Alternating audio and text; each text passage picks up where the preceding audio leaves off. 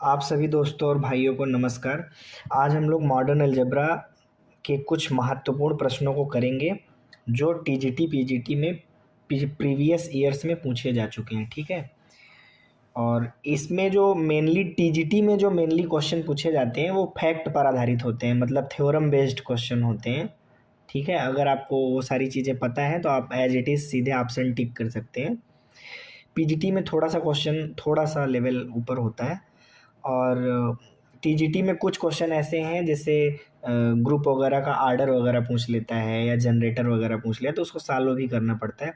आइए देखते हैं, समय न गंवाते हुए हम लोग अपने पहले क्वेश्चन की ओर आते हैं। अब देखिए पहला क्वेश्चन है, कह रहे the number of generator off an infinite cyclic group. तो इसको हमेशा आप याद रखिए, ये फैक्ट है। ठीक है, एकदम ये थ्योरम है। इनफाइनाइट साइक्लिक ग्रुप अगर है तो इसका हमेशा जो है 2 जनरेटर होगा। ठीक है, 2 जनरेटर। तो इसका ऑप्शन नंबर ए सही हो जाएगा। आगे चलते हैं हम लोग अपने सेकंड क्वेश्चन की ओर दोस्तों। तो देखिए भाई सेकंड क्वेश्चन क्या कह रहा है, कह रहा है in a group if n is order of element a. ठीक है, n is the order of an element a. तो ऑर्डर ऑफ ए कितना है, एन है। ठीक है, और ये ए जो है वो ग्रुप में पाया जा रहा है। यहाँ ध्यान दीजिए कि जो ए है वो एक एलिमेंट है ग्रुप का, और P is prime to N। P is prime to N। इसका क्या मतलब हुआ, इसका मतलब ये हुआ कि GCD किसका किसका, N और P का। ठीक है, वो 1 है। देखो P is prime to N का मतलब है कि P और N दोनों का मासा 1 है। ठीक है, मासा 1, HCF 1 है, GCD 1 है। तो यहाँ पे देखिए एक फार्मूला हम यहाँ पे क्या यूज कर लेंगे, फार्मूला यहाँ पे एक यूज कर सकते हैं हम। अगर हम ऑर्डर जो है बताना चाहते हैं ए की पावर के का, ऑर्डर बताना चाहते हैं, मान लीजिए एग्जांपल के लिए एक ऑर्डर ए की पावर के का अगर हम ऑर्डर बताना चाहते हैं तो इसका फार्मूला यूज कर सकते हैं N divide by GCD of N के। GCD ऑफ एन के। ठीक है, बट हमें जो है ऑर्डर किसका बताना है, ऑर्डर हमको जो बताना है, ऑर्डर बताना है वो ए की पावर पी का बताना है। ठीक है, तो फार्मूला बन जाएगा N divide by GCD N P. ठीक, तो इसका देखिए GCD एन और पी का जो GCD है वो कितना है, एन और पी का जो GCD है वो कितना है, तो वो 1 है। ठीक है, तो कितना आ जाएगा, एन डिवाइड बाई 1 मतलब एन। मतलब ऑर्डर अगर हम देखें किसका, ए की पावर पी का, तो वो आपका एन आएगा।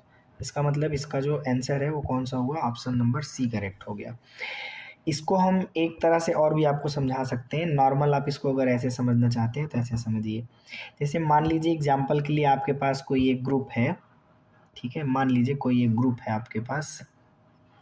वो ग्रुप क्या है, सपोज करिए 1 -1 I और -I। ठीक, बात समझ आ गई। अब आप जरा देखिए इस ग्रुप में अगर हम ये कहें कि आइडेंटिटी एलिमेंट 1 है और आपसे कहें कि I की पावर 4 देखिए क्या आ जाता है, 1 आ जाता है, जो कि क्या है, एक आइडेंटिटी है।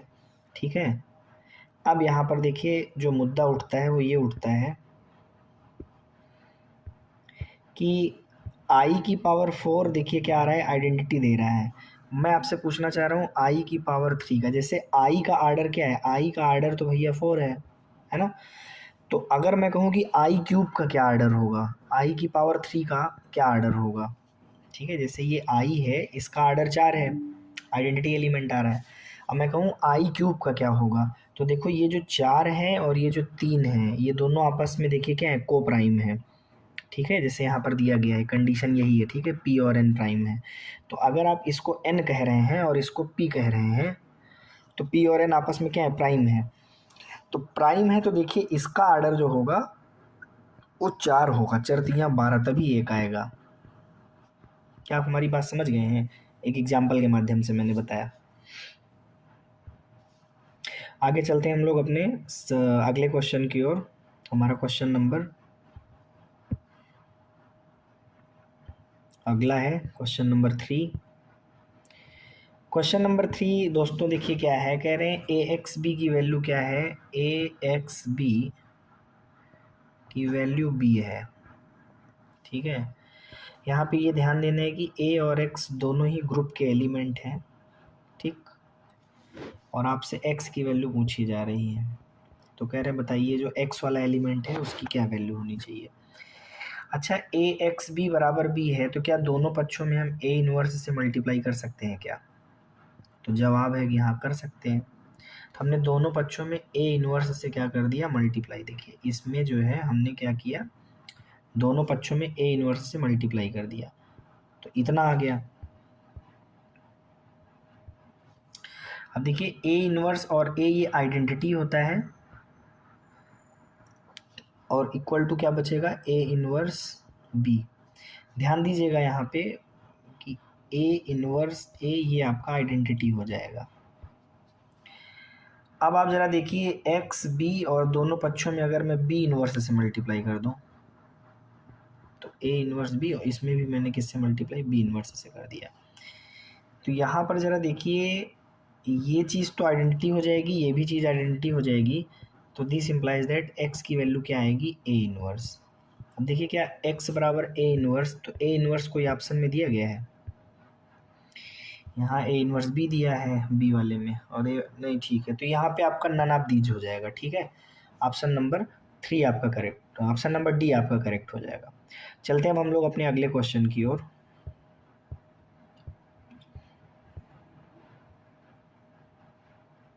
अगला क्वेश्चन है, कह रहे हैं कि द टोटल नंबर ऑफ सब group of the group Z11 is. तो आइए देखते हैं।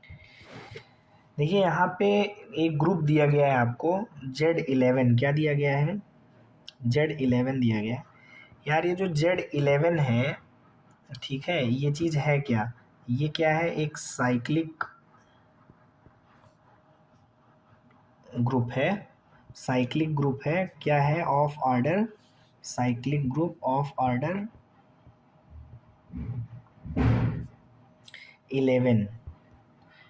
ठीक है, मतलब और 11 ऑर्डर है इसका, तो ये एक प्राइम ऑर्डर है। कैसा है, प्राइम ऑर्डर है। तो प्राइम ऑर्डर है तो आप जानते हैं कि प्राइम अगर ऑर्डर है ना, तो ऑर्डर अगर हमको पता चल गया, ऑर्डर कितना है, 11 है, तो इसके सिर्फ 2 ही प्राइम फैक्टर होंगे, एक तो 1 होगा और एक क्या होगा, 11 होगा। अरे इसके सिर्फ 2 डिवाइजर होंगे ना, तो सब ग्रुप बताने के लिए हम क्या देखते हैं, नंबर ऑफ डिवाइजर देखते हैं। बात समझ आ रही है? जैसे अगर हमको सब ग्रुप देखना है, नंबर ऑफ सब ग्रुप निकालना है, क्या निकालना है, नंबर ऑफ सब ग्रुप। तो नंबर ऑफ सब ग्रुप देखने के लिए हम देखते हैं number of divisor, number of divisor, और किसका divisor, number of divisor of 11। 11 क्या है, ऑर्डर है। ठीक है, तो अब आप ज़रा देखिए डिवाइजर यहाँ पे कितने होंगे, 2 होंगे, तो एग्जैक्टली 2 सब ग्रुप इसके बनेंगे। ठीक है, ध्यान दीजिएगा। तो ऑप्शन नंबर ए आपका इसमें क्या हो जाएगा, करेक्ट हो जाएगा। बढ़िया क्वेश्चन था। आगे चलते हैं हम लोग सीधे अपने अगले क्वेश्चन में, 5वें नंबर क्वेश्चन में। देखिए कह रहे हैं index of every element, index of every element of finite group. Finite group के जो एलिमेंट्स होते हैं, सारे एलिमेंट्स, जैसे किसी फाइनाइट ग्रुप में 4 एलिमेंट है, 5 एलिमेंट है, 6 एलिमेंट है, तो उनके इंडेक्स कैसे होते हैं। देखो सबसे पहले जैसे मान लीजिए हम एक एग्जांपल के रूप में एक ग्रुप देते हैं आपके सामने। एक ग्रुप है, मान लीजिए सपोज करिए एक ग्रुप है, और वो क्या है, आई की पावर 1, आई की पावर 2, आई की पावर 3, है ना, ये है। अब आप ये बताइए, इसमें जो एलिमेंट्स हैं, जैसे ये वाला एलिमेंट, ये वाला एलिमेंट, ये वाला एलिमेंट, ये वाला एलिमेंट, तो उनके जो इंडेक्स है वो क्या है, फाइनाइट है ना। बात समझ आ गई। तो ये ध्यान दीजिए कि ये फैक्ट पे आधारित सवाल है, इसमें कुछ सॉल्व नहीं करना है। Index of every element of finite group is finite. अगर कोई फाइनाइट ग्रुप है तो उसके जो भी एलिमेंट होंगे उनकी जो पावर होती है वो फाइनाइट होती है, मतलब उनके इंडेक्स क्या होती है, वो फाइनाइट होती है। अब चलते हैं हम लोग अपने अगले क्वेश्चन की ओर। अगला क्वेश्चन हमारा है छठवां क्वेश्चन। अब देखिए ये जो छठवां क्वेश्चन है दोस्तों, ये भी आपका फैक्ट पर ही आधारित है। क्या फैक्ट है जरा देखिए भैया। कह रहे हैं H1 और H2 दो सब ग्रुप हैं किसी ग्रुप के। जैसे मान लीजिए जी आपका कोई सब ग्रुप, जी आपका कोई ग्रुप है, तो ये कह रहे हैं कि इसके दो सब ग्रुप हैं।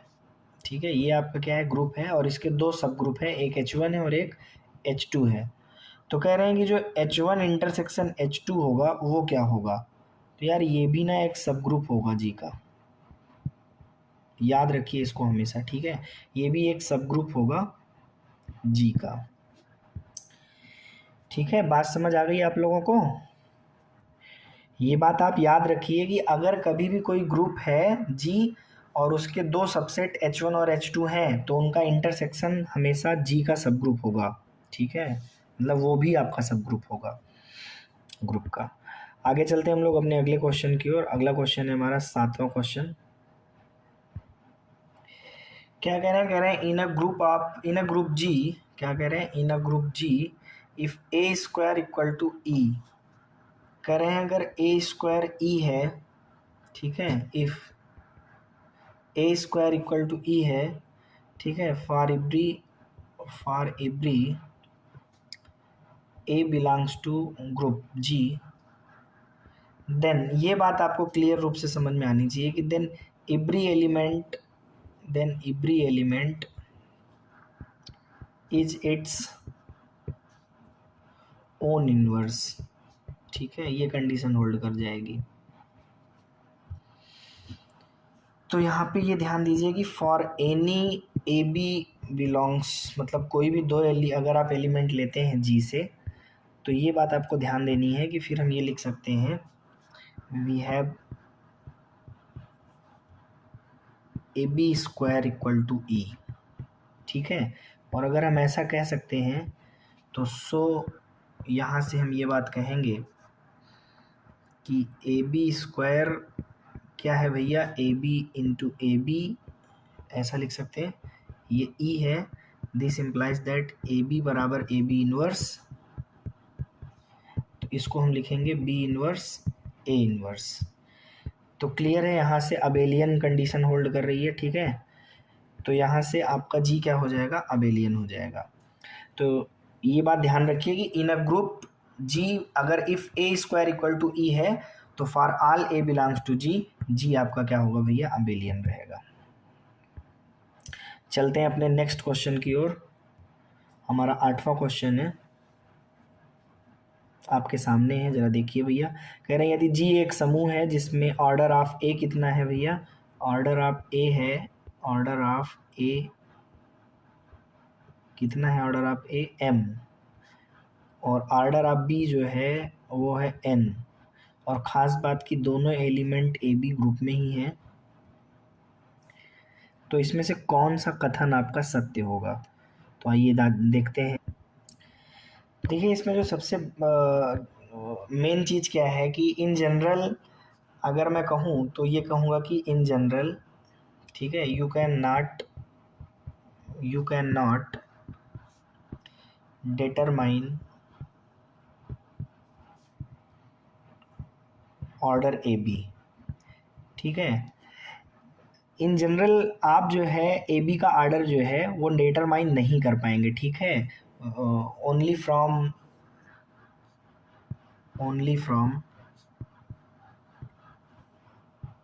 Order A is equal to M and order B is equal to N. केवल इन दो इंफॉर्मेशन से आप जो है ऑर्डर ए बी, मतलब ए बी का जो ऑर्डर है वो डिटरमाइन नहीं कर सकते हैं। ठीक है, without extra hypothesis, without extra hypothesis. बात समझ आ गई? जैसे हम एक आपके लिए काउंटर एग्जांपल देते हैं, इसको समझाने के लिए काउंटर एग्जांपल है। एक काउंटर एग्जांपल लीजिए। जैसे मैं कहूँ in S3 take A is equal to 12 and B is equal to again 12, ठीक है। देन मैं यहाँ से क्या बात कह सकता हूँ, मैं ये कह सकता हूँ कि A का आर्डर और B का आर्डर क्या आएगा, बराबर आएगा, ठीक है। तो बट यहाँ से अगर मैं ये कहूँ कि AB बराबर E, तो सो ऑर्डर ऑफ AB कितना हुआ 1, विच इज नाइदर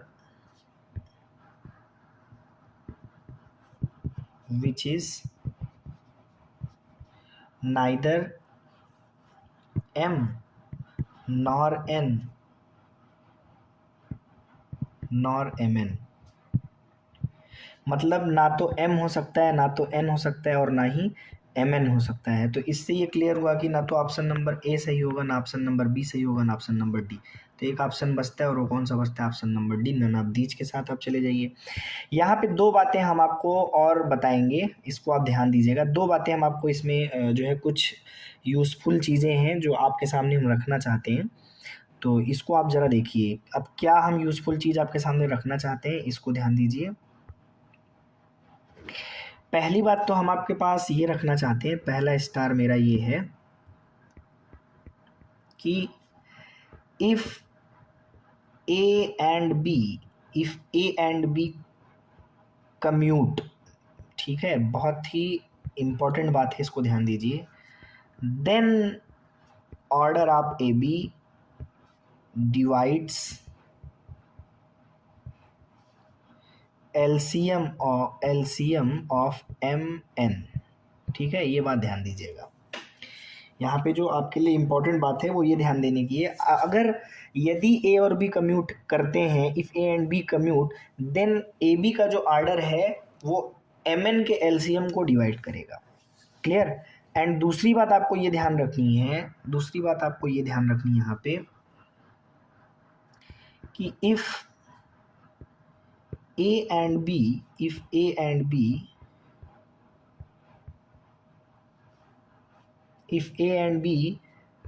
commutes,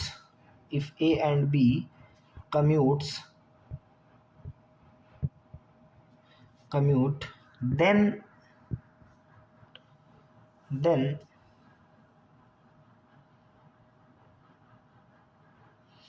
क्या, एंड आप लगाइए, ठीक है, कम्यूट।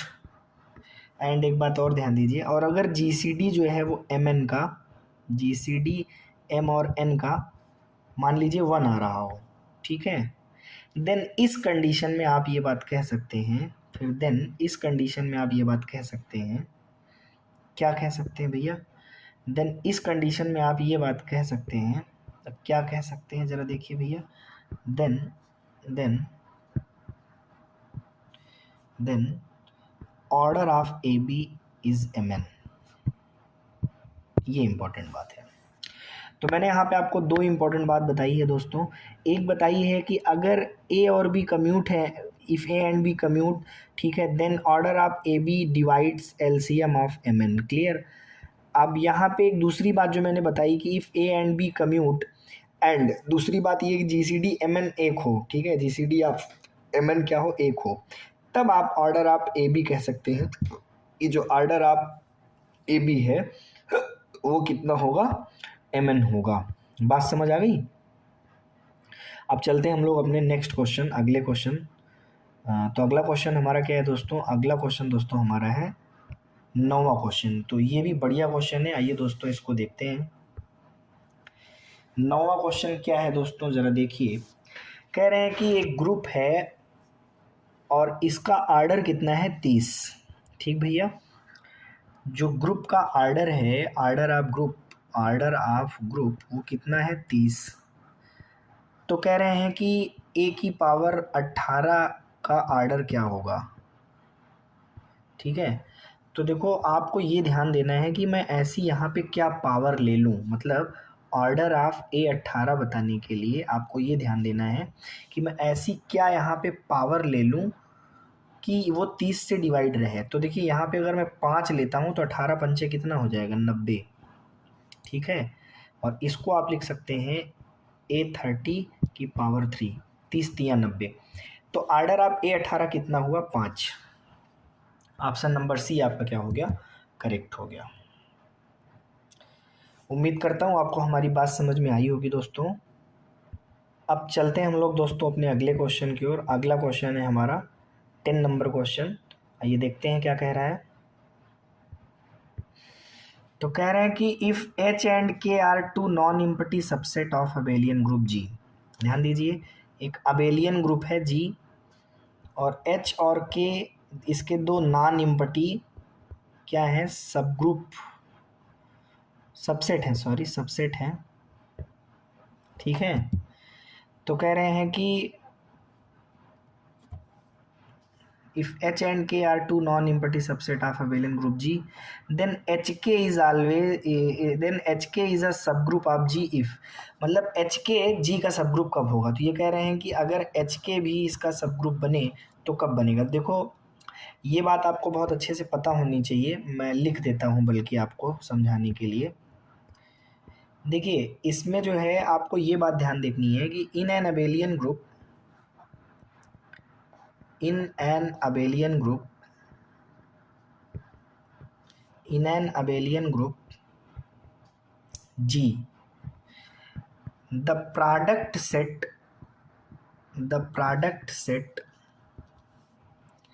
HK, ठीक है, is HK, H belongs to H, K belongs to K। ठीक है, तो मैं यहाँ कहूँगा since G is abelian we don't need any extra normality condition। ठीक है, तो मतलब यहाँ पे ये ध्यान दो कि अगर H और K दोनों ही आपके क्या होने चाहिए, सब ग्रुप होने चाहिए G के, तभी HK क्या होगा, आपका सब ग्रुप होगा। तो ऑप्शन नंबर ए यहाँ पे क्या जाएगा, करेक्ट जाएगा। तो if H and K are two non empty subset of abelian group G, then HK is subgroup. ये कब होगा, जब H भी आपका सब ग्रुप हो G का और K भी आपका क्या हो, सब ग्रुप हो। तो बहुत ही सिंपल क्वेश्चन था, थ्योरम बेस्ड था और फैक्ट बेस्ड था। ठीक है, तो सीधे आपने ऑप्शन इसमें टिक कर लिया। अब आगे चलते हैं हम लोग अपने अगले क्वेश्चन की ओर। तो अगला क्वेश्चन देखिए हमारा क्या है। तो 11 नंबर क्वेश्चन जरा देखिए, कह रहे हैं कि एक समूह आवश्यक रूप से अबेलियन है यदि इसमें अवयवों की संख्या है। तो देखो प्राइम ऑर्डर वाले, पहली चीज़ तो याद रखो यहाँ पे इनका क्वेश्चन पूछने का ये मतलब है, देखो प्राइम ऑर्डर के जो आपके ग्रुप होते हैं, प्राइम ऑर्डर के ग्रुप वो अबेलियन होते हैं। ठीक है, तो देखो इसमें प्राइम ऑर्डर कहीं है क्या भैया, अगर आवश्यक रूप से अबेलियन है तो इसमें अवयवों की संख्या 5 होनी चाहिए, है ना।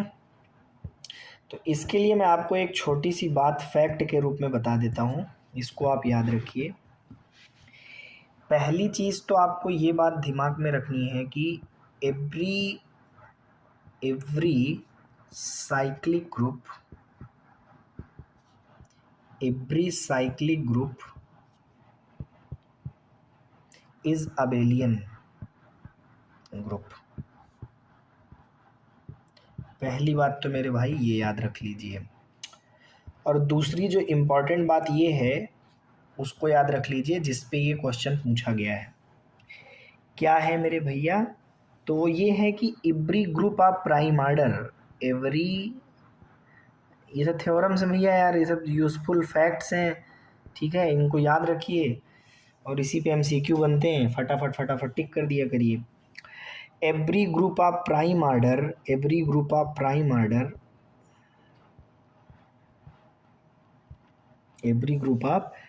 Order is abelian. तो देखिए दो फैक्ट बात आपको क्लियर हो गई कि कोई भी साइक्लिक ग्रुप है तो पक्का अबेलियन ग्रुप होगा वो, और अगर कोई प्राइम ऑर्डर का ग्रुप है तो वो अबेलियन होगा। अब अबेलियन वगैरह आप जानते ही हैं, अबेलियन ग्रुप और नॉर्मल ग्रुप में क्या फ़र्क होता है भैया। अबेलियन ग्रुप 5 प्रॉपर्टी होल्ड करता है, जिसमें एक एक्स्ट्रा प्रॉपर्टी होती है कम्यूटेटिव प्रॉपर्टी, ठीक है। बाकी 4 प्रॉपर्टी तो आप जानते ही हैं, क्लोजर, एसोसिएटिव और closure associative, existence of inverse, existence of identity, ये 4 होते हैं ग्रुप के लिए, और उसमें एक 5वां एक्स्ट्रा हो जाता है कम्यूटेटिव, तो फिर वो अबेलियन हो जाता है, ठीक है। तो साइक्लिक ग्रुप 5 प्रॉपर्टी होल्ड करते हैं, इसीलिए वो अबेलियन ग्रुप होते हैं।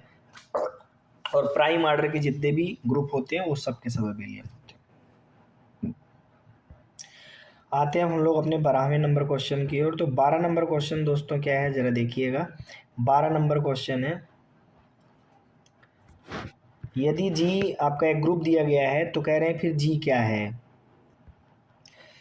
तो देखिए कह रहे हैं कि ये ग्रुप जी जो है, ये जो ग्रुप जी है वो -1 1 -i और i, तो फिर ये ग्रुप जी के बारे में आप क्या कह सकते हो। तो इसमें सबसे सटीक आंसर आपको ऑप्शन नंबर सी जा रहा है, क्योंकि दिस ग्रुप जी है ना, ये जो ग्रुप जी है ये जनरेटेड बाई क्या है भैया, आई है, समझ रहे हैं आप। मतलब group G is generated by I, ठीक है। अच्छा एक चीज़ आपको ये भी ध्यान देना है कि इसके 2 जनरेटर हैं, यहाँ पे अगर जनरेटर की आप बात कर रहे हैं तो जनरेटर इसके 2 हैं, ठीक है। एक आई है और एक आई की पावर 3 है। इसमें आई एंड आई की पावर 3, ये 2 इसके जनरेटर हैं, ठीक। बात समझ आ गई। अब एक बात ज़रा आप हमको ये बताइए, जनरेटर आप देखते कैसे हैं। तो जनरेटर देखने का तरीका ये होता है, मैं एक एग्जांपल के द्वारा आपको बता दे रहा हूँ, ठीक है। जैसे आई की पावर 1, आई की पावर 2, आई की पावर 3, आई की पावर 4 दिया गया है, ठीक है। तो इसमें हाईएस्ट पावर क्या है, 4। तो इसको जो है आप देखेंगे कि किसके साथ इसका HCF 1 आ रहा है। तो देखो 4 और 1 का जो HCF है वो कितना आएगा, 1 आएगा। तो इसीलिए पहले आप इसको चेक करिए। तो आई की पावर 1, ठीक है, मतलब जिस भी एलिमेंट की पावर को चेक कर रहे हैं तो उसको उसकी पावर लेंगे, और जो सबसे हाईएस्ट पावर होगी उसको, और उसका HCF चेक करेंगे 1 आ रहा है कि नहीं आ रहा है। तो 1 और 4 का HCF 1 आ रहा है, इसलिए आई की पावर 1 क्या हो गया, जनरेटर हो गया। अब देखो इस वाले एलिमेंट की पावर 2 को लो और सबसे हाईएस्ट पावर 4 से देखो, तो इसमें क्या HCF जो है आपको 1 मिलेगा, नहीं मिलेगा ना, इसलिए आई स्क्वायर जनरेटर नहीं है, ठीक है। आई क्यूब को अगर आप देख रहे हैं आई की पावर 3 को, तो 3 और 4 का भैया, 3 और 4 का जो HCF है 1 आता है, इसलिए आई की पावर 3 जनरेट। तो अगर मैं कहूँ तो ये ग्रुप क्या है, जनरेटेड बाई आई है ना। तो एक समूह गुणा के लिए आई तत्समक के साथ। आगे चलते हैं हम लोग क्वेश्चन नंबर 13 की ओर। क्वेश्चन नंबर 13 दोस्तों आपके सामने है, और क्वेश्चन नंबर 13 क्या कह रहा है, कह रहा है कि एक साइक्लिक ग्रुप है, एक क्या है, साइक्लिक ग्रुप है, ठीक है, साइक्लिक ग्रुप है जी, साइक्लिक ग्रुप क्या है जी, और आर्डर क्या है, आर्डर क्या है, आर्डर है इस ग्रुप का 28, ठीक है। The number of generator off finite cyclic group order 28। तो जनरेटर कैसे निकालते हैं भैया, जनरेटर आप निकालेंगे यूलर प्रोडक्ट फार्मूला से। किससे निकालेंगे, यूलर प्रोडक्ट फार्मूला से, ये तो पता ही होगा आपको। यूलर प्रोडक्ट फार्मूला क्या होता है, नंबर ऑफ जनरेटर निकालने के लिए, ठीक है। अगर आपको आर्डर पता है और नंबर ऑफ जनरेटर आपको निकालना है, नंबर ऑफ जनरेटर आपको निकालना है, तो नंबर ऑफ जनरेटर के लिए आप यूलर प्रोडक्ट फार्मूला, जिसको आप फाई एन से डिनोट करते हैं, ये लेंगे। फाई एन का मतलब, एन का मतलब 28, एन का मतलब 28, ठीक है। अब ज़रा देखिए इसका फार्मूला, सीधे सीधे होता है 28 का आप निकाल लीजिए प्राइम फैक्टर। 28 का क्या निकाल लीजिए प्राइम फैक्टर। तो 2 14 बार जाएगा, 2 7 बार जाएगा और फिर 7 बार। ठीक, तो यहाँ पे देखिए 2 ही प्राइम आ रहे हैं, एक तो इसका 2 एंड और एक क्या 2 की पावर 2 7 की पावर 1। तो यहाँ से 2 प्राइम है, एक P1 और एक P2। P1 कितना है 2, P2 कितना है 7। तो जो भी ले रहे हैं, जैसे फाई n की वैल्यू पहले तो n ले लेंगे आप, ठीक है। फाई 28 है तो सबसे पहले 28 ले लीजिए। अब 1 माइनस 1 अपॉन P1, P1 मतलब पहला वाला प्राइम फैक्टर, ठीक है। एंड 1 माइनस, हमेशा 1 माइनस ही रहेगा, 1 माइनस 1 अपॉन ये इतना रहेगा। अब पहला प्राइम फैक्टर 2 था और एक प्राइम फैक्टर और है, और वो क्या है 7। बस इसी को सॉल्व कर लो। तो 28, एक में से आधा गया आधा, और 7 एकन्नम 7 में से 6 गया 6/7। तो देखिए 7 दूनी 14, 14 दूनी 28 और 6 दूनी 12। तो 12 जनरेटर इसके टोटल निकलेंगे दोस्तों। इसमें आपका ऑप्शन नंबर सी करेक्ट हो जाएगा।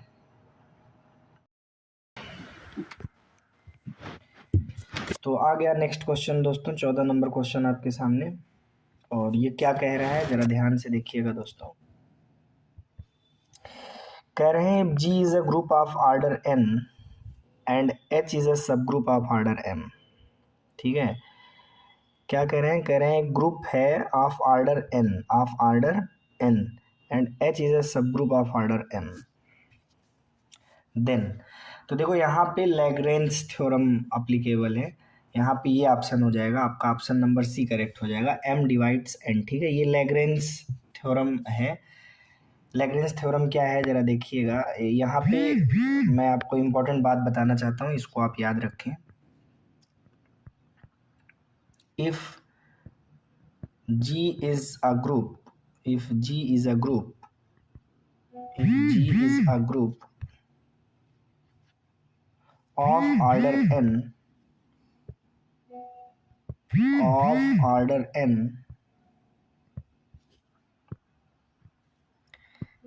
and H is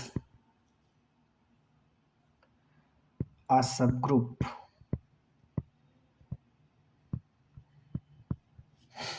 of order m, of order m,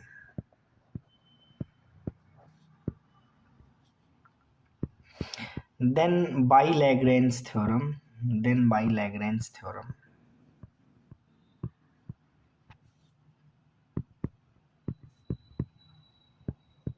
याद रखिएगा, ये भी आपका एक इम्पॉर्टेंट फैक्ट के रूप में काम करेगा। m divides n, m divides n। इस स्टेटमेंट को जरूर याद रखिए भैया सब लोग। तो इसका ऑप्शन नंबर सी करेक्ट हो गया। ठीक है, आगे चलते हैं हम लोग अपने अगले क्वेश्चन 15 नंबर क्वेश्चन की ओर। देखिए 15 नंबर क्वेश्चन में ये आपको Z6 दिया गया है, under additive modulo 6 and under multiplicative modulo 6। तो इसमें 2 टेबल आप बना लीजिए, बाइनरी कंपोजिशन टेबल। एक तो आप जो है एडिसिव मॉड्यूलो 6 की बनाएंगे, 0 1, अच्छा इसको ऐसे ही लिख लेते हैं हम लोग, 0 1 2 3 4 5। और इधर भी यही नंबर आप लिख लेंगे, 0 1 2 3 4 5। अब एडिसिव का मतलब होता है 0 को 0 से जोड़िए तो कितना आएगा 0, 0 को 1 से जोड़ेंगे 1, 0 को 2 से जोड़ेंगे तो 2, 0 को 3 से जोड़ेंगे 3 4 5। इसी तरह 1 को 0 से जोड़ेंगे 1, 1 को 1 से, 1 को 2 से, 1 को 3 से, 1 को 4 से, 1 को 5 से, तो 6 आ जाएगा। और 6 को 6 से डिवाइड करेंगे तो रिमाइंडर कितना बचेगा 0। इसी तरह 2 को जोड़ेंगे तो 2 3 4 5 6 को 6 से, अब देखो 2 और 4 को जब जोड़ेंगे तो 6 आएगा, लेकिन 6 को 6 से जब डिवाइड करेंगे तो रिमाइंडर 0 बचेगा। ठीक है, और 2 को 5 से जोड़ेंगे 7, लेकिन रिमाइंडर 1 बचेगा 6 से डिवाइड करने पे। इसी तरह आप जो है आगे भी करेंगे तो 3 4 5 0 1 2, इसी तरह यहाँ होगा 4 5 0 1 2 3, 5 से करेंगे तो 5 0 1 2 3 4। तो देखो यहाँ पे सेम चीज़ रिपीट यहाँ पर हुई है ना, देखो ये यहाँ पर देखिए 0 1 2 3 4 और 0 1 2 3 4, तो सेम चीज़ रिपीट हो गई, तो ये आपका आइडेंटिटी बन गया। इसमें आपको आइडेंटिटी 0 मिल रहा है। ठीक है, और इसी तरह से अगर आप एक मल्टीप्लिकेटिव मॉड्यूलो 6 का अगर आप बनाते हैं टेबल, तो वो कुछ इस तरह से बन जाएगी।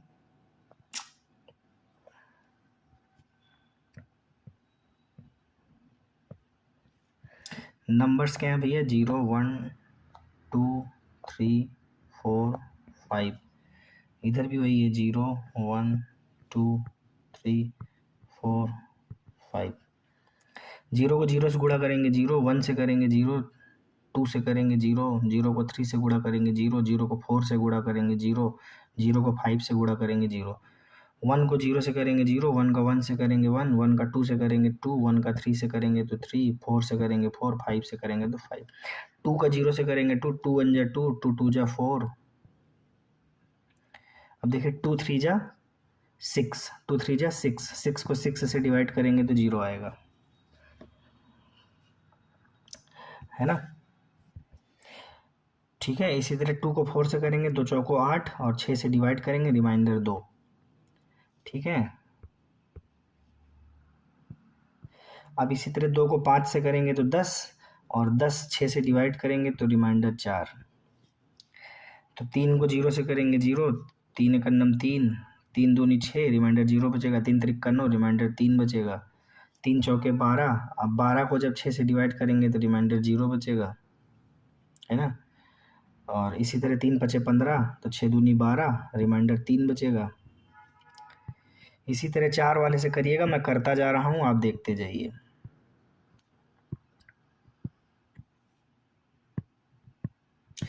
टेबल बनानी आप लोगों को आती होगी ना, जब आप टेबल बनाएंगे, टेबल बनाने पे आपको क्या दिख रहा है? सबसे पहले तो आप ज़रा इसमें एक चीज़ ये देखिए कि इसमें जो आपको हर में जो नंबर्स मिल रहे हैं वो 0 1 2 3 4 5। ठीक है, जैसे इसमें आप ज़रा देखिए, इसमें जो है सारे नंबर्स नहीं मिल रहे हैं, इसी तरह इसमें भी देखिए सारे नंबर्स नहीं मिल रहे हैं, इसमें सारे नंबर्स नहीं मिल रहे हैं। लेकिन यहाँ पर देखिए एडिशन वाली टेबल जो बनी है, जो एडिशन वाली टेबल बनी है ये वाली, इसमें देखिए सेम वही है। ठीक है, 0 1 2 3 4 5 के सिवा कोई दूसरा नंबर आपको इसमें देखने को नहीं मिलेगा। ठीक, बट इसमें ऐसा नहीं है। ठीक है, तो क्लियर है यार। देखो एडिशन वाला तो जो एडिसिव जो है मॉड्यूलो 6 है, ये तो आपका ग्रुप क्रिएट कर रहा है ना। और ग्रुप क्या, ये पूरा पूरा आपका अबेलियन ग्रुप बना रहा है। देखो यहाँ से रिजल्ट क्या क्या निकल के आ रहा है टेबल देखने के बाद। टेबल देखने के बाद जो रिजल्ट आ रहा है ज़रा देखिएगा, मैं आपको यहाँ लिख देता हूँ, आप समझने की कोशिश करिएगा। देखिए इसमें जो, अगर मैं अंडर एडिसिव मॉड्यूलो 6 की बात करूं तो इसमें क्या क्या रिजल्ट है। सबसे पहला रिजल्ट आपको ये देखने को मिल रहा है कि ये जो है it form a cyclic group, पहली चीज़ तो ये एक साइक्लिक ग्रुप बना रहा है। ठीक है, विथ आइडेंटिटी 0, विथ ई बराबर 0। आइडेंटिटी 0 मैंने यहाँ लिखी है, देखिए आइडेंटिटी 0 है ना, देखिए ये आइडेंटिटी 0 है। एंड जो अगला रिजल्ट आपको इसमें देखने को मिल रहा है, वो क्या दिख रहा है ज़रा देखो। वो दिख रहा है every element has an adhesive inverse. क्या दिख रहा है? एवरी एलिमेंट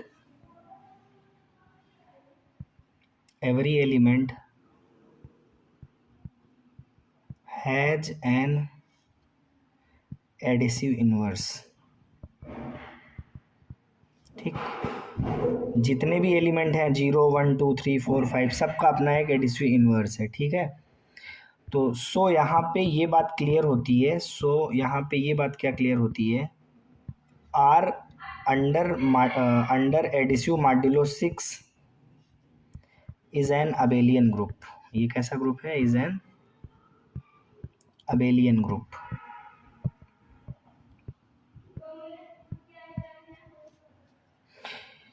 चलिए इतनी बात आपको समझ में आ गई। ये तो बात हो गई किसकी भैया, अंडर एडिसिव मॉड्यूलो 6 में, ठीक है। अब बात करते हैं कि इसमें आपको क्या देखने को मिल रहा है। किसमें, अंडर ये अंडर मल्टीप्लिकेटिव मॉड्यूलो 6 में, ठीक है। इसमें क्या देखने को मिल रहा है, तो सबसे पहला पॉइंट जब आप इस टेबल को देखेंगे तो इसमें से आपको क्या क्या रिजल्ट देखने को मिल जाएगा। तो इसमें आपको सबसे पहली चीज़ ये मिल रही है कि इट डज नॉट, ठीक है, डज नॉट गिव, मतलब मल्टीप्लिकेटिव मॉड्यूलो 6 ना, मल्टीप्लिकेटिव मॉड्यूलो 6, बल्कि मैं इसको ऐसे लिख देता हूँ, multiplicative modulo 6 does not give a group, ठीक है। ये पहली चीज़ तो एक ग्रुप नहीं दे रहा है, ठीक है। क्यों नहीं दे रहा है, कारण है बिकॉज कुछ एलिमेंट ऐसे हैं, ठीक है, जिनका मल्टीप्लिकेटिव इन्वर्स नहीं मिल रहा है। बात समझ आ गई। और दूसरा रिजल्ट इसमें आपको देखने को ये मिल रहा है, इन्वर्स जो एग्जिस्ट कर रहा है, inverse exist only for number को प्राइम, ओनली फॉर नंबर को प्राइम टू 6। अब 6 से को प्राइम कौन है, मतलब वो कौन सा नंबर है जो 6 से को प्राइम है, तो एक तो 1 है और दूसरा कौन है 3, एक 1 है और एक दूसरा कौन है 3, तो दैट इज 1 एंड 3।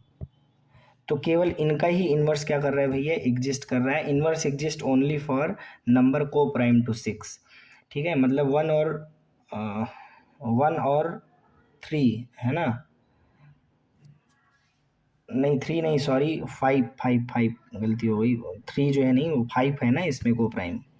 3 में तो आपको HCF मिल जाएगा, बात समझ आ रही, 3 में आपको HCF मिल जाएगा, तो यहाँ पे 5 ले लीजिए, ठीक है। बात समझ आ गई, 5 ले लीजिए, ये बात समझ आ गई।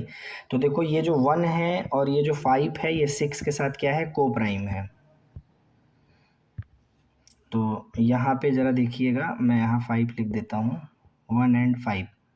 तो इसके अंदर आपको ये 2 रिजल्ट देखने को मिल गया, बात समझ आ गई। एंड तीसरा रिजल्ट आपको देखने को क्या मिल रहा है, तीसरा रिजल्ट आपको देखने को क्या मिल रहा है, ये जितनी भी प्रॉपर्टी को होल्ड कर रहा है उससे ये क्लियर हो रहा है कि ये जो आपका आर है ये अंडर मल्टीप्लिकेटिव मॉड्यूलो 6 ये आपका मोनोइड बन रहा है। क्या बन रहा है, मोनोइड बन रहा है। बात समझ आ गई, क्योंकि ये पहली चीज़ क्लोज्ड है, ठीक है, क्लोज्ड है, और क्लोज्ड होने के साथ साथ इसमें आइडेंटिटी 1 मिल रही है। आइडेंटिटी क्या मिल रही है, 1। ये देखो ये आइडेंटिटी आपकी 1 है, क्लियर। तो ये मोनोइड है। तो इस इतने निष्कर्ष से हम यहाँ पे जो 4 ऑप्शन है उसमें ये कहेंगे कि जो हमारा ऑप्शन सही है वो कौन सा सही है भैया, ऑप्शन नंबर इसमें आपका बी करेक्ट है, ए रिंग विथ 0 डिवाइजर।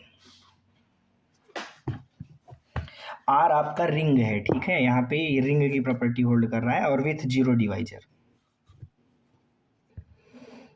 चलिए तो इस क्वेश्चन में तो भैया क्लियर हो गया कि आपका ring with 0 divisor option number B correct हुआ। कंक्लूजन देखने के बाद दोनों टेबल से कंक्लूजन यही निकला, ठीक है, कि आर आपका रिंग है। अब जो अगला क्वेश्चन है वो अगला क्वेश्चन है मेरे भाई 16 नंबर क्वेश्चन, ठीक है। अगला क्वेश्चन क्या है, 16 नंबर क्वेश्चन। 16 नंबर क्वेश्चन क्या कह रहा है, कह रहा है लेट एच बी ए सब ग्रुप ऑफ ग्रुप जी। मतलब ये कह रहे हैं कि ये कोई ग्रुप जी है, ये आपका जी है और इसका एक सब ग्रुप है एच। ठीक है, ये सब ग्रुप है। आप जरा देखिए, ये सब ग्रुप है एच आपका। तो कह रहे हैं in which of the following H is not normal. ठीक है, in which of the following H is not normal. तो इसमें तो बड़ा सिंपल है, आपका ऑप्शन नंबर ए करेक्ट हो जाएगा। ठीक है, g belongs to G such that g H g inverse is equal to H is not equal to G. ठीक है, देखिए यहाँ पे मैं आपको कुछ फैक्ट्स बता देता हूँ, इसको आप दिमाग में डाल लीजिए। ठीक है, कुछ बातें मैं आपको ये बताता हूँ। जैसे अगर मैं ये कह रहा हूँ कि ए सब ग्रुप, इसको आप नोट कर लीजिए अगर नोट करना है तो, a subgroup H of a group G is a normal subgroup। ठीक है, ऑफ जी। तो ये कब होगा? If and only if dash. आइए देखिए, पहली बात तो दोस्तों आपको ये ध्यान रखनी है कि product of two right cosets, ठीक है, right cosets of H is right coset. ठीक है, या तो ये हो जाए, तब आपका एच क्या हो जाएगा? वो सब ग्रुप हो जाएगा। ठीक है, और वो भी नॉर्मल होगा, मतलब सब ग्रुप एच क्या होगा? नॉर्मल होगा। और दूसरी बात आप ये ध्यान दीजिए, दूसरी बात और है। दूसरी क्या है? दूसरी ये कि प्रोडक्ट ऑफ टू कोसेट, बल्कि टू लेफ्ट कोसेट, याद रखिए, product of two left cosets of H is a left coset. ठीक, क्या कह रहे हैं भैया? सिंपल सी बात है, दो कंडीशन है। पहली कंडीशन ये है कि या तो प्रोडक्ट दो राइट कोसेट का जो प्रोडक्ट है, मतलब एच के दो राइट कोसेट्स का जो प्रोडक्ट है वो एक राइट कोसेट है। और या दूसरी कंडीशन ये भी पॉसिबल हो सकती है कि product of two left coset of H के दो लेफ्ट कोसेट का जो प्रोडक्ट है वो एक लेफ्ट कोसेट है।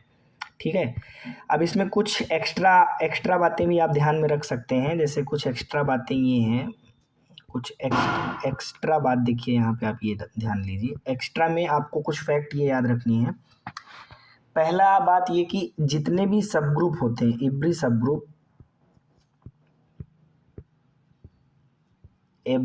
ग्रुप, ये फैक्ट्स हैं, इनको आप दिमाग में बना के रखिए भैया। ठीक है, every subgroup of an abelian group is normal. अगर अबेलियन ग्रुप का कोई सब ग्रुप है तो वो नॉर्मल होगा। और दूसरी बात ये ध्यान में रखिए कि every subgroup of cyclic group, every subgroup of cyclic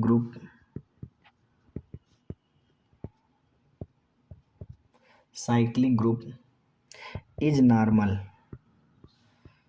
देखिए बात वही है, क्योंकि जितने भी साइक्लिक ग्रुप होते हैं वो सब के सब अबेलियन होते हैं। तो दोनों में बस यही आपको समझना। अगर आपको ये बात पता है कि साइक्लिक ग्रुप अबेलियन ग्रुप होते हैं, ठीक है, तो यहाँ पर दोनों स्टेटमेंट वही लिखा हुआ है। कह रहे हैं जितने भी अबेलियन ग्रुप के सब ग्रुप होते हैं वो सब नॉर्मल होते हैं। ठीक है, तो अबेलियन ग्रुप मतलब साइक्लिक ग्रुप, तो वही चीज़ यहाँ भी लिखा हुआ है, देखिए कह रहे हैं कि जितने भी साइक्लिक ग्रुप के सब ग्रुप होते हैं, साइक्लिक ग्रुप के जितने भी सब ग्रुप होंगे वो सब नॉर्मल होंगे। क्लियर। एंड तीसरी एक पॉइंट आपको फैक्ट के रूप में और याद रखनी है दोस्तों, वो ये याद रखना है कि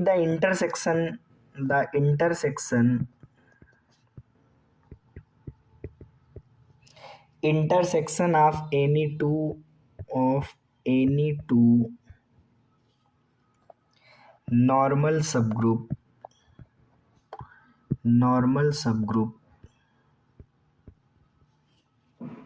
of a group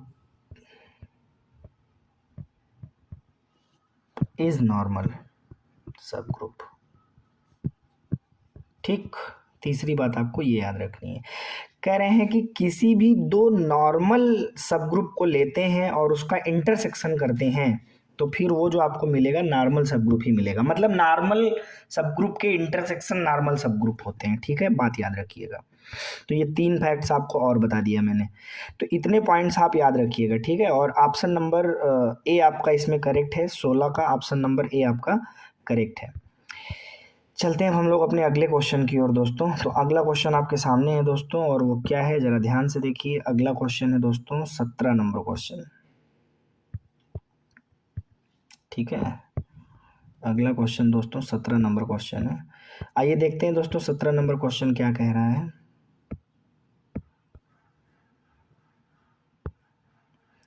17 number question कह रहा है चक्रीय समूह 6 की power n such that n belongs to z, ठीक है, के जनक हैं। ठीक, तो यहाँ पे अगर आप ध्यान से अगर आप देखिए तो जनक क्या होता है, मतलब जिनसे साइक्लिक ग्रुप क्या हुआ हो, जनरेट हुआ हो। तो देखो 6 की power n such that n belongs to z, अगर आप जो है ध्यान से देखो तो क्या ये 6 से जनरेट हो सकता है क्या? ध्यान से देखो 6 से जनरेट हो जाएगा, क्योंकि आप जरा देखिए डट डट डट डट डट 6 की पावर -3, 6 की पावर -2, 6 की पावर -1, 6 की पावर 0, 6 की पावर 1, 6 की पावर 2, 6 की पावर 3, डट डट डट डट। यही तो इसका मतलब है। तो देखो 6 की पावर मतलब a की पावर n के फॉर्म में आपको दिख रहा है ना, तो 6 की पावर, तो ये 6 से जनरेट हो रहा है। तो सबसे पहला जनरेटर तो इसका क्या हो गया 6, और 6 आपको कहाँ दिख रहा है? ऑप्शन नंबर बी में। अब दोस्तों 17 नंबर क्वेश्चन कह रहा है कि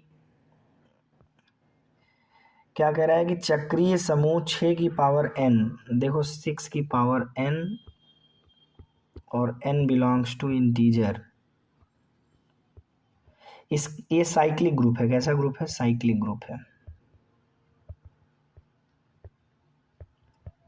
अब देखो साइक्लिक ग्रुप में जो एलिमेंट होते हैं वो a की पावर n के फॉर्म में होते हैं। किस में होते हैं? a की पावर n के फॉर्म में। और यहाँ पर जो a होता है उसे हम क्या कहते हैं? जनरेटर। ठीक है, तो देखिए यहाँ a की पावर अगर n की फॉर्मेट देखें तो यहाँ से दो फॉर्मेट बनता है।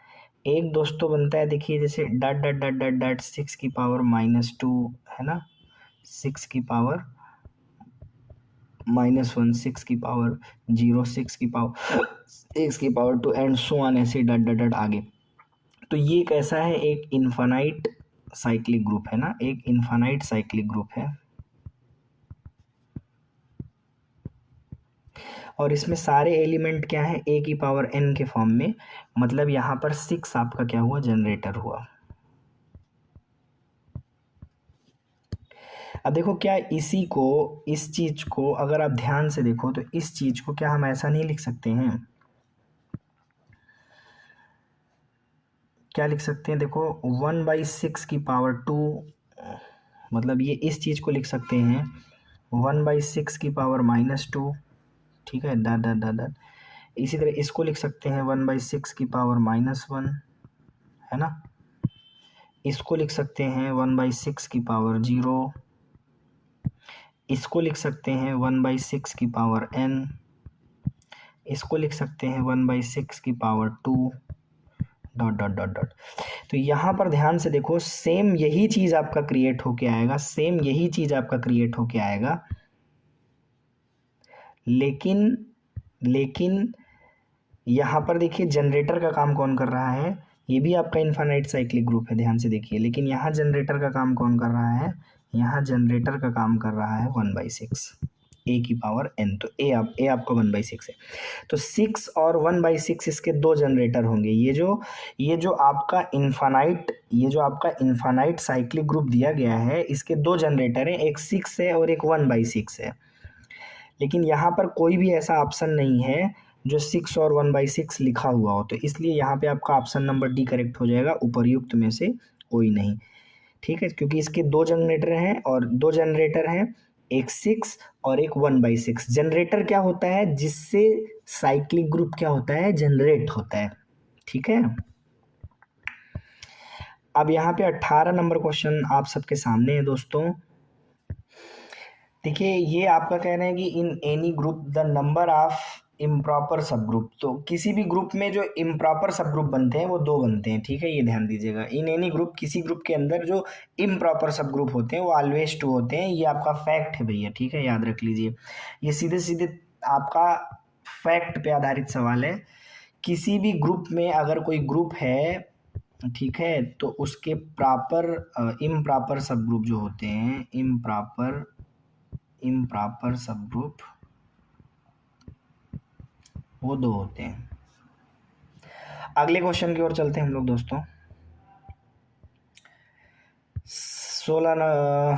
19 नंबर क्वेश्चन है।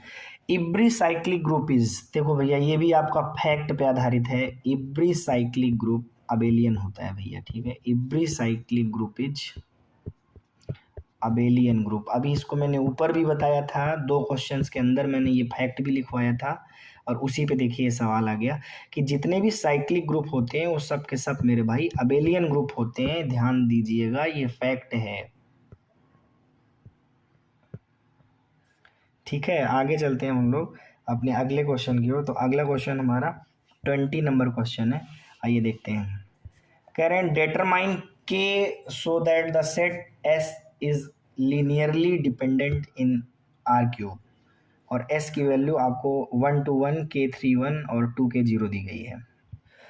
तो इसमें देखिए आपको जो है, अगर लीनियरली डिपेंडेंट का क्वेश्चन आ रहा है, ठीक है, तो यहाँ पे आप ध्यान दीजिए कि ये जो आपको दिए गए इनके डिटर्मिनेंट आप 0 दिखाने का प्रयास करिए।